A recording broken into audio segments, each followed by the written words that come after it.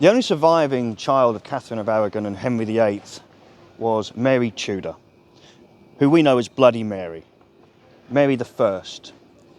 Now, the truth is, it's a bit of an unfair name, considering Catholics and Protestants were both burning each other indiscriminately.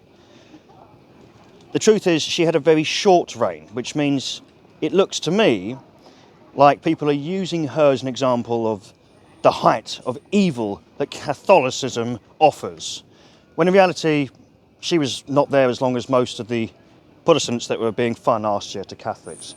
Her story was a particularly upsetting one in childhood and in adulthood. To be honest, her life was about vengeance. Though there was a kind heart inside of her, it was well hidden by the fact that she had so much to retrieve and so much vengeance to dish out. Her mother was of Spanish descent, meaning she was Catholic. Now, Mary became Catholic, unlike her sister. So, despite the fact that Henry had a distinct form of favoritism for her, this still fazed him heavily. And it has to be said that later in life, Mary would certainly have a much closer relationship with Spain, Catholic Spain, than that of Henry, especially considering what would happen to Mary's poor mother. Despite the obvious bad relations that it would cause with Spain, Henry VIII fell out of love, shall we say, with Catherine of Aragon due to her inability to create a male heir. He had to move on.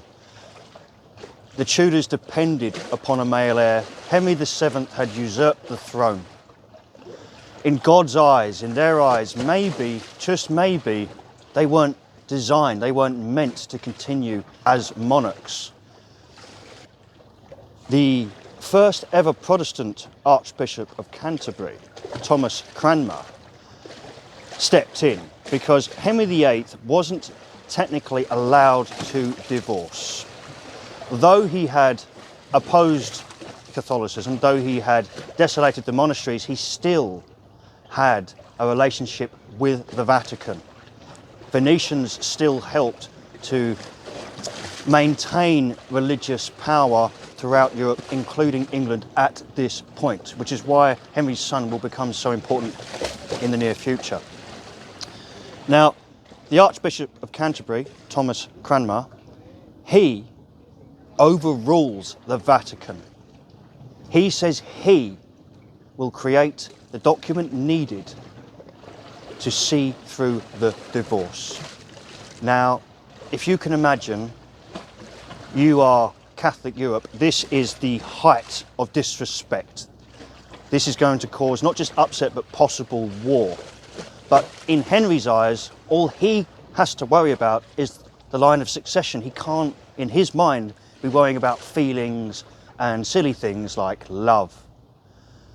To make matters worse, Mary wasn't allowed to see her mother. Her mother was moved to the countryside, and Henry was said to have had a good relationship with Mary. But then, once again, love is not the same thing to royals. It's part-time.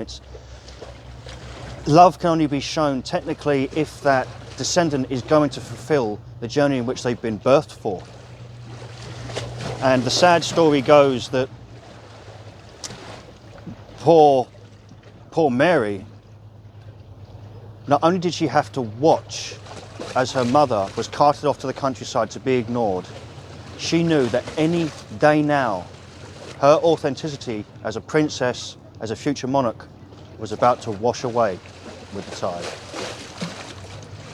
1536, Catherine of Aragon dies under suspicious circumstances, especially considering how quickly Henry VIII remarries to Anne Boleyn. And it's not unreasonable to sympathise with people that suggest that there may have been poison or foul play involved, considering not only Henry's track record with women, but the power that was at play here.